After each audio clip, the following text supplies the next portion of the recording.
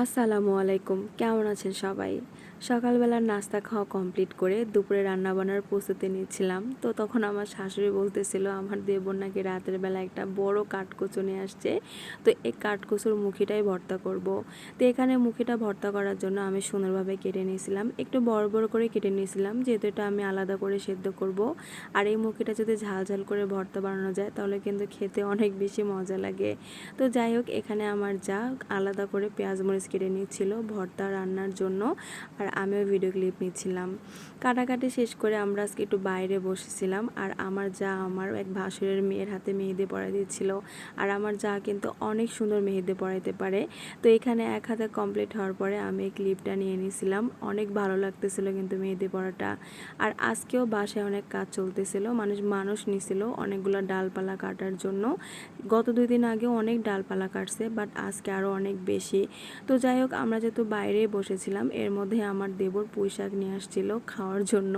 তো এখানে পুঁই শাকটা আমরা কেটে নিচ্ছিলাম। আর যেহেতু আমাদের এই চারাটা আম গাছের নিচে, তো ঠুসঠাস করে গাছের আম পড়তেছিল, মানে একদম পাকা আম যেটা বলে। তো আমি আমার যাকে বলতেছিলাম যে পরে কাটবো, আগে পাকা আম খাই। তো আমরা কিন্তু অনেকগুলো আমও কাটছিলাম, আমি আর আমার যা ছাড়া অনেকেই ছিল, সবাই মিলে আমগুলো অনেক মজা করে খাচ্ছিলাম। তারপরে পুঁই শাকগুলো কাটাকাটি শেষ করে আমরা বাসায় চলে আসলাম দুপুরে রান্নাবান্নার জন্য। আর আজকে কিন্তু রান্নাবান্না অনেক সিম্পল হবে, যেহেতু আমার শাশুড়ি মা অনেক বেশি ব্যস্ত, বাসায় অনেক লোক কাজ করতেছে তাই। তো যাই হোক, কচুটা ধুয়ে আমি এখানে সেদ্ধ বসাই দিছিলাম। আর কচুটা ভালোভাবে সেদ্ধ না হলে কিন্তু মুখ চুলকাবে, তাই আমি এখানে সেদ্ধ বসাই দেওয়ার পরে নেড়ে চেড়ে দিচ্ছিলাম।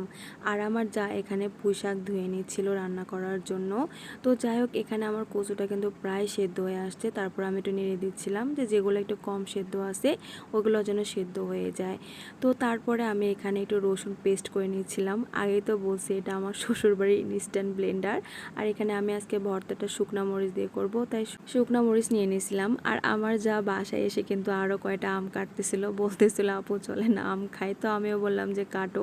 আর আসলে গাছের একদম টাটকা পাকা আম কার না খেতে ভালো লাগে বলেন। তো যাই হোক, এইদিকে খেতে খেতে কিন্তু আমার কচুটা সেদ্ধ হয়ে গেছিলো। তারপরে আমি নামাই নিয়েছিলাম, আর নামাই নিতে গিয়ে যে অবস্থা। যাই হোক, এখানে আমি মরিচটাও ভেজে নিচ্ছিলাম, যেহেতু শুকনো মরিচ দিয়ে ভর্তা করব। আর মরিচটা ভাজা হয়ে গেলে নামিয়ে নেওয়ার পরে আমি কিন্তু এখানে পুঁই শাক রান্নাটাও বসাই দিয়েছিলাম। আর আজকে কিন্তু পুঁই শাকটা খালি রান্না করা হবে, যেহেতু গতকালকে তরকারি থেকে গেছে আর বাসাতেও মানুষও কম, তাই আজকে একদম সিম্পল রান্না বান্না। আর এখানে শুকনো মরিচটা ব্লেন্ড করে নিচ্ছিল আমার যা, কারণ সাথে সাথে না নিলে এটা তো নরম হয়ে যাবে আর তখন করতে সমস্যা হবে। তারপরে কচুটা একটু ঠান্ডা হয়ে যাওয়ার পরে আমি এখানে কিন্তু সুন্দর করে ব্লেন্ড করে নিচ্ছিলাম ভর্তা বানানোর জন্য। আর এই ভর্তাটা খেতে অনেক বেশি মজা লাগে, বাট করার পরে আমার এত পরিমাণ হাত জ্বলতেছিল যা বলার মতো না। আর ভর্তাটা আমি 2টা বাটিতে উঠাই নিয়েছিলাম যাতে গন্ধ না হয়। আর এখানে কিন্তু আমার পুঁই শাকের রান্নাটাও শেষ। তো বিকেলবেলা বাইরে গিয়ে দেখলাম এখানে অনেকগুলো বালু নিয়ে আসছে, যেহেতু বাসায় একটু কাজ হবে। আর এত বেশি মেঘ করছে, অনেকটা অন্ধকার হয়ে আসছিল। আর বাইরে যেহেতু খড়িও কাটতেছিল, তো তাড়াহুড়া করে আমি আমার শাশুড়ি সবাই মিলে এই খড়িগুলো বাসায় নিয়ে আসতেছিলাম, কারণ এমনিতে তো খড়িগুলো ভেজা, আর যদি বৃষ্টি আসে এটা আরও বেশি ভিজে যাবে। তো যাই হোক, অনেকগুলো খড়ি কিন্তু কাটছিল উনি, তো এগুলো আমরা বাসায় নিয়ে আসতেছিলাম।